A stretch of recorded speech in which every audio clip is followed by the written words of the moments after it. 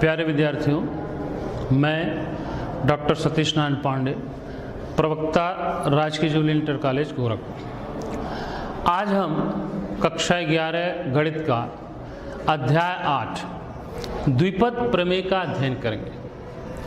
प्यारे विद्यार्थियों, द्विपद प्रमेय को हमने 4 भागों में बांटा है, जिसे हम 4 वादन में पढ़ेंगे। तो जो 4 भागों में बांटा है उसको आप देख लें कि शिक्षण के बिंदु क्या होंगे 4 भागों में।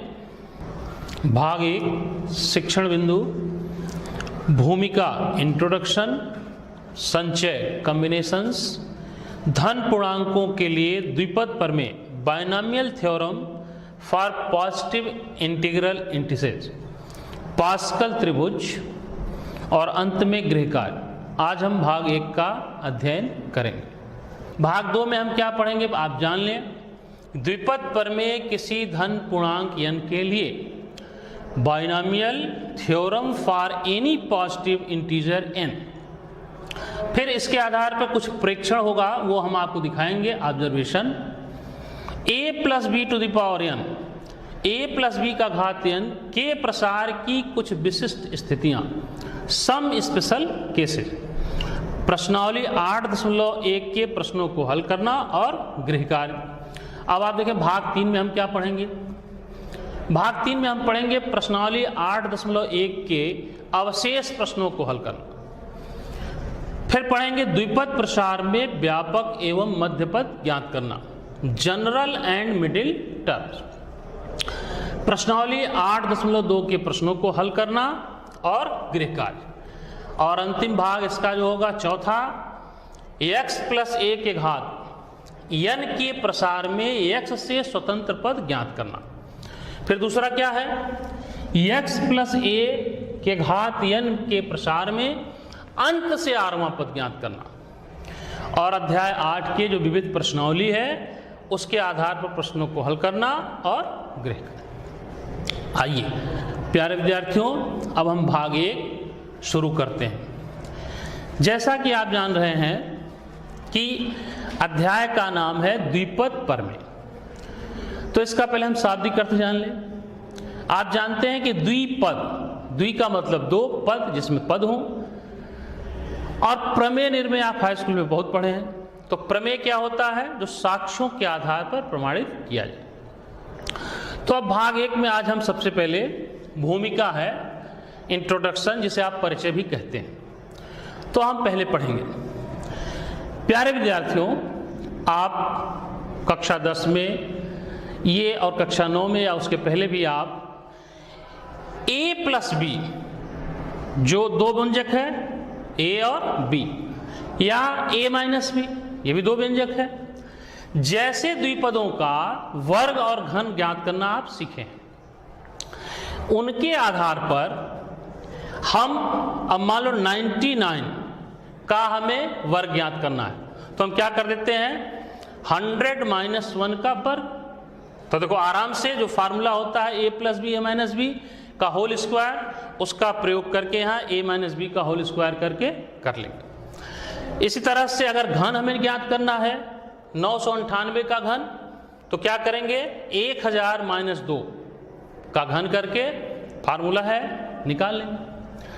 अब जरा आप कल्पना करिए कि अगर हम इससे अधिक घात ले लें, 2 और 3 से आगे, जैसे हमने लिखा है 99 का पावर 10, 99 का घात 10, इसका अगर हमें विस्तार करना हो या मान ज्ञात करना हो, तो अब देखो 99 जो हमको दिया गया है, इसका आप समझो क्या करना पड़ेगा कि 99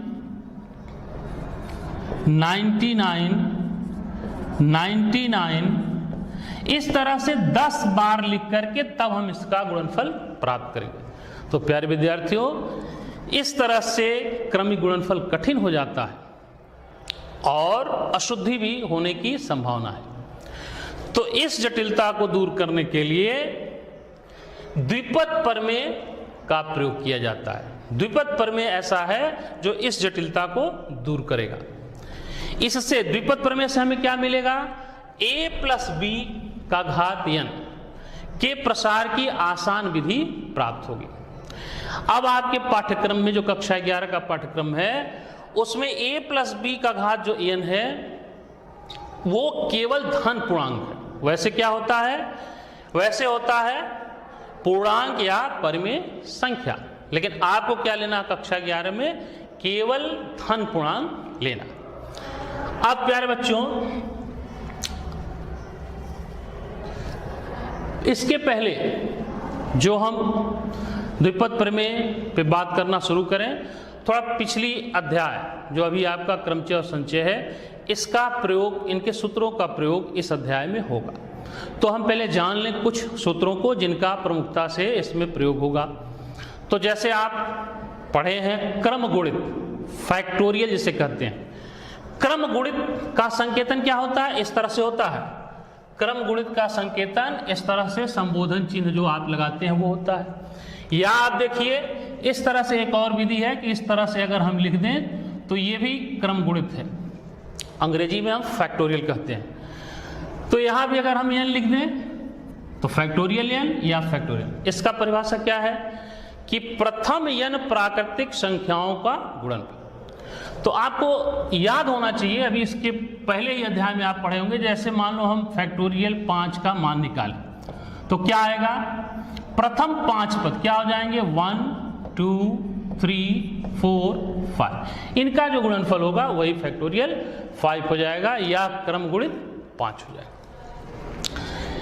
और आप देखें ये संचय, इनके भी प्रयोग है। संचय में आप जानते हैं कि NCR फार्मूला आप पिछले अध्याय में पढ़े हैं, क्या बराबर होता है, लिखते हैं आप फैक्टोरियल क्रम गुणित n factorial r n minus r। अब इस r पर प्रतिबंध है कि यह r n से छोटा या n के बराबर और शून्य से बड़ा या शून्य के बराबर होना चाहिए। तो ये NCR फैक्टोरियल n बटे factorial r n minus r इसका मान होता है। इसका भी प्रयोग होता है फैक्टोरियल 0। अब हम यहां मान नहीं निकालेंगे, आपको याद होना चाहिए फैक्टोरियल 0 का मान क्या होता है, 1 होता है। इसी तरह से तीसरा आप लिखें NC0। अगर आप यहां याद रखेंगे तो सवाल लगाते समय आपको बार बार इसका मान निकालना नहीं पड़ेगा, अन्यथा सूत्र से निकालना पड़ेगा। जैसे NC0 अभी आपने पढ़ा, NCR का मान क्या होता है, factorial n factorial 0 n minus 0। तो अब इसका मान क्या हो जाएगा, फैक्टोरियल n फैक्टोरियल 0, n में से 0 गया n हो गया, तो इससे ये क्या हुआ, कैंसिल हो गया।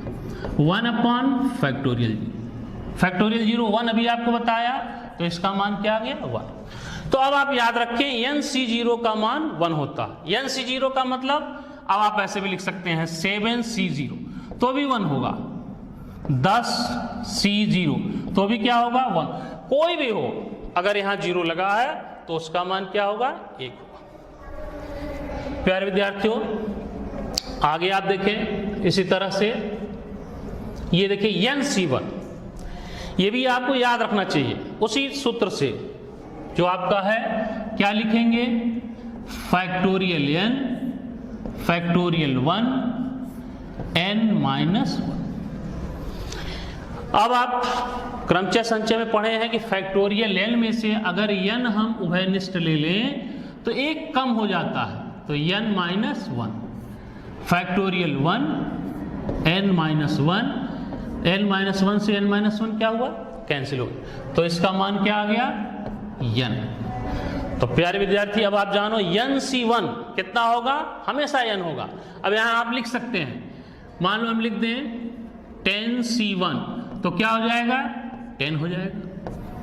20C1 क्या हो जाएगा, 20 हो जाएगा। इस तरह से आप याद रखेंगे, अगर कुछ मान याद रखेंगे तो कुछ ही आपको निकालने पड़ेंगे। इसलिए ये जो दिया जा रहा है कि NC0 NC1 ये सब मान आपको याद रखना चाहिए। NCN प्यारे विद्यार्थियों इसका भी मान देख लो क्या होगा, और n में से n चला जाएगा तो देखो क्या आ जाएगा, फैक्टोरियल n और फैक्टोरियल 0, तो n से n क्या हुआ, कैंसिल, 1 अपॉन फैक्टोरियल 0 क्या हो जाएगा, 1 हो जाएगा। तो प्यारे विद्यार्थी इस तरह से n c n, अब आपको कुछ भी दिया जाए यहाँ, अगर हम कहें कि हम ले लें 20 c 20, तो इसका मान क्या होगा, 1 होगा। तो ये आपको याद रखना है, कुछ मान nc0, nc1, ncn, ये सब आप याद। दो महत्वपूर्ण सूत्र और हैं, ncr बराबर ncn माइनस r, ये भी आपको मालूम है, कंठस्थ होना चाहिए। इसका प्रयोग कैसे करेंगे, अगर हम यहां लिख दें 5c2, तो ये किसके बराबर हो जाएगा, 5, अब देखो n में से r घटता है तो 5 में से 2 जाएगा 3, तो ये दोनों मान आपस में क्या होंगे, बराबर। तो प्यारे विद्यार्थियों ये भी फार्मूला आपको याद होना चाहिए, NCR बराबर NCN माइनस R। अब आप देखें यहां NCR प्लस NCR माइनस 1 बराबर N प्लस 1 CR, ये पास्कल नियम है जिसे आप कंठस्थ किए होंगे। NCR plus NCR minus 1 plus N plus 1 CR, ये आपको याद रखना चाहिए। जैसे मान लो इस तरह से आपको दे दिया जाए कि 7C3 प्लस 7C2, अब देखो यहाँ r की जगह 3, तो r माइनस 1 क्या होगा, 2, n की जगह दोनों 7, तो क्या हो जाएगा n प्लस 1 8CR, r का मतलब जो बड़ा वाला है तो 3, तो 8C3। तो इसका आप सीधे सीधे अगर याद किए हैं तो प्रयोग कर सकते हैं। आइए अब हम आगे चलें।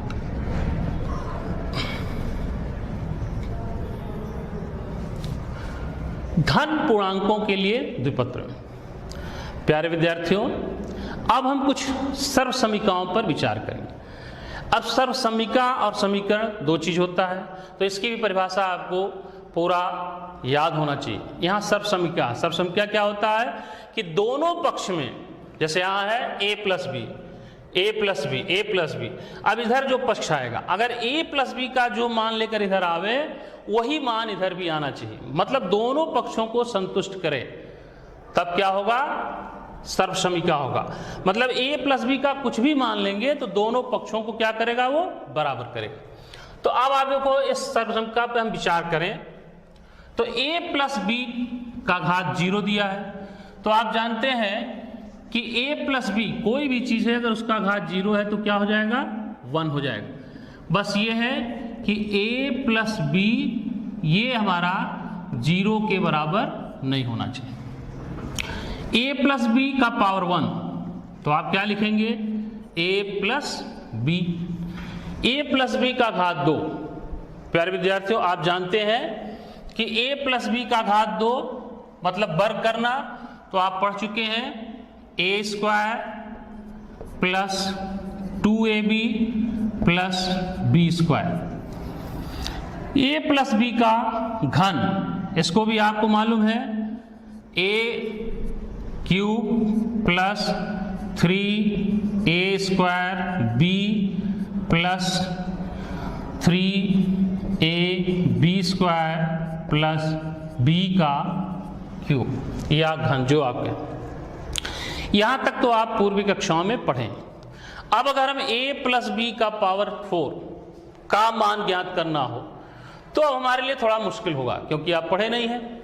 तो उसकी कई विधि है, जैसे यहां हम देखें कि a प्लस बी इस तरह से 4 बार लिख के इसका मान निकाला जा सकता है। दूसरी विधि क्या हो जाएगी, a प्लस बी का वर्ग गुणे a प्लस बी का वर्ग, इस तरह से आप निकाल सकते हैं, या a प्लस बी गुणे a प्लस बी का घन। इन 3 विधियों से आप किसी भी विधि से इसका मान निकाल सकते हैं। तो आप निकाल के देखेंगे कि इसका मान क्या आएगा। इसका मान निकालने के लिए आप गुणा कर लेंगे और जो आता है वो मैं लिख रहा हूं, a का घात 4 plus 4a cube b plus 6a square b square plus 4ab³ plus b⁴ ये आता। अब प्यारे बच्चों जरा हम ये जो लिखा था अभी आपको फिर से एक बार लिख दूंगा, तो इस पे जरा हम विचार करें। प्रेक्षण क्या देखेंगे, पहले एक बार और हम फिर से लिख देते हैं। 1a + b a² + 2ab + b² a³ + 3a² b + 3ab² + b³ a⁴ + 4a³ b + 6a² b² + 4ab³ + b⁴ आगे लिखा है यहाँ। अब आप पहले देख लें कि इनके प्रसार में हम क्या देख रहे हैं, जरा आप परीक्षण करें कि क्या कोई प्रतिरूप दिखाई पड़ रहा है। तो प्यारे विद्यार्थियों आप देखें यहाँ हम क्या देख रहे हैं, हम ये देख रहे हैं कि जिस पद का हम प्रसार कर रहे हैं तो प्रसार में क्या हो रहा है, पदों की संख्या घात की संख्या से एक अधिक हो जा रही है। कैसे आप देख लीजिए कि यहां a + b का घात कितना है, 1, पद कितने हो गए, 1 2। a + b का घात कितना है, 2, पद कितने हो गए, 1 2 3। यहां देखें a + b घन तो क्या हो रहा है, 1 2 3 4, तो 3 था तो 4 हो गया। यहां 4 है तो 1 2 3 4 5। तो हमें कुछ प्रतिरूप दिखाई पड़ रहा है कि जो हम प्रसार कर रहे हैं उसमें पदों की संख्या घात की संख्या से एक अधिक हो जा रही है। और क्या हमको दिखाई पड़ रहा है, ध्यान से अगर हम देखें तो जिसमें प्रथम पद है, जैसे यहां देखें आप, प्रथम पद a है, द्वितीय पद b है, तो प्रथम पद के घात एक के क्रम में घट रहे हैं। अब जैसे देखो यहां अगर 3 था तो पहले 3 आया, फिर कितना आ गया, 2 आ गया, फिर a का घात कितना है, 1 है। यहां देखें a आप लिख सकते हैं a⁴ 0। तो देखो यहां 3 2 1 0 हो जा रहा। इसी तरह से आप देखो जो द्वितीय पद है b की घातें क्या हो रही हैं, 1 के क्रम से बढ़ रही हैं। जैसे अगर हम यहां लिख दें b का घात 0 तो 0 है, फिर 1 है, फिर 2 है, फिर 3 है। तो हम क्या देख रहे हैं कि जो प्रथम पद है उनकी घातें 1 के क्रम में घट रही हैं और जो द्वितीय पद है उनकी घातें 1 के क्रम में बढ़ रही हैं। फिर और हम क्या देख रहे हैं, तीसरा एक बिंदु और देखिए क्या देख रहे हैं कि जो a और b का घातों का योग है वो हर जगह समान है। जैसे आप देखो यहां a पर 3 b पर 0, 3 और 0 का योग 3, 2 और 1 3, 2 a पर घात 1 है 3, 3 और 0 3। क्या हो रहा है, जो इधर जिसका प्रसार कर रहे हैं उसी के घात के बराबर। जैसे यहां 3 है तो सभी पदों के योग, जो 2 पद हैं उनके घातों का योग क्या हो रहा है, 3 हो रहा है। यहां 4 है तो देखो 4 होगा, यहां b पर पावर 0 हो जाएगा, 4 है। यहां 3 और 1 4, 2 2 4, 3 1 4। तो हमें यहां से जो प्रेक्षण हो रहा है 3 चीजें मिल रही हैं जो यहां लिख दिया गया है। प्रसार में पदों की कुल संख्या घातांक से 1 अधिक है। प्रसार के उत्तरोत्तर पदों में प्रथम 1 की घात के क्रम से घट रही है जबकि द्वितीय राशि b की घातें 1 के क्रम में बढ़ रही हैं। प्रसार के प्रत्येक पद में a तथा b की घातों का योग समान है और a + b के घात के बराबर है। अब आगे देखें, अब देखिए a + b के विस्तारों में विभिन्न पदों के गुणांकों को निम्न प्रकार व्यवस्थित करते हैं। अभी जो आपने किया अब आप याद करिए कि पहला था a + b का पावर 0 तो घात 0 हो गया, उसका गुणांक कितना था, 1।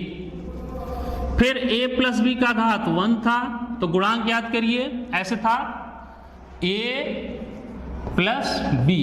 तो देखो इसका गुणांक 1, इसका भी गुणांक 1, तो यहां लिखेंगे हम 1 1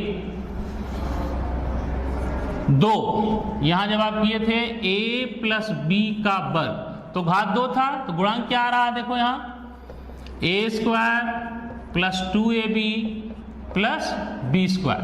तो a गुणांक पहले 1 आ गया, फिर बीच में 2, फिर किनारे 1।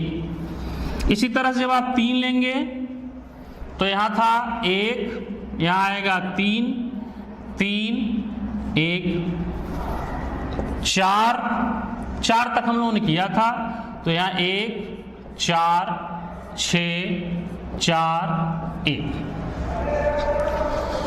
तो अब प्यारे विद्यार्थियों देखो, क्या हम इस सारणी में अगली पंक्ति लिखने के लिए किसी प्रतिरूप का अवलोकन करते हैं? प्रतिरूप से मतलब पैटर्न। तो आपका उत्तर क्या होगा? हाँ। कैसे होगा अभी मैं आपको आगे बताता हूं।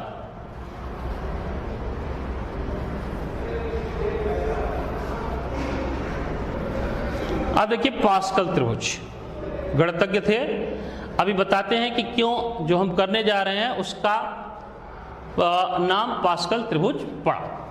तो आप देखें यहां घातांक आपने लिखा था 0, गुणांक था 1 1 1 1, 2 था 1 2 1, 3 है 1 3 3 1, 4 है तो 1 4 6 4 1। प्यारे विद्यार्थियों देखिए अब आप क्या दिखाई पड़ रहा है कि हर पद में जो विस्तार हो रहा है उसके प्रथम पद 1 है और अंत पद भी 1 है। प्रथम पद 1 अंत पद 1, प्रथम पद 1 अंत पद 1। और क्या हो रहा है अब आप देखिए ध्यान से, यहां इस तरह से अगर हम देखें तो देखो 1 और 1 का योग क्या हो रहा है 2, 2 और 1 का योग क्या हो रहा है 3, 2 1 का योग 3, 3 1 का योग 4, 3 3 6, 3 1 4, 4 1।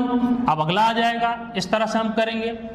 तो हम देख क्या रहे हैं कि इन दोनों का योग 2 आ गया, फिर इन दोनों का योग 3, इन दोनों का योग 3। इस तरह से अगर हम अगली पंक्ति लिखना चाहें, सपोज मान लीजिए 5, तो 5 के लिए फिर 1 आप लिखेंगे बाहर, और इनका योग 4 और 1 5, इनका योग 6 4 10, 6 4 10, 4 1 5 और 1 फिर आ जाएगा।